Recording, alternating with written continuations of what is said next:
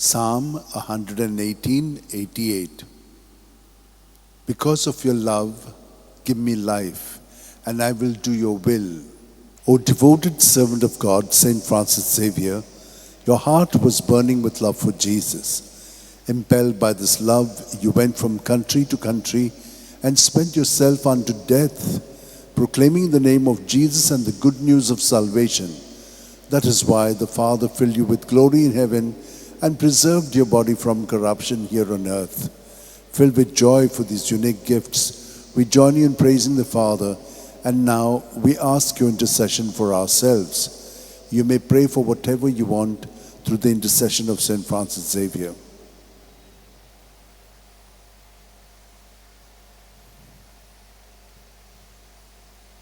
We ask you to obtain for us the fulfillment of these desires, if they are pleasing to the Father. And for everything, together with you, we praise the Father through Jesus in the Spirit. Amen. And may Almighty God bless us, the Father, and the Son, and the Holy Spirit. Amen.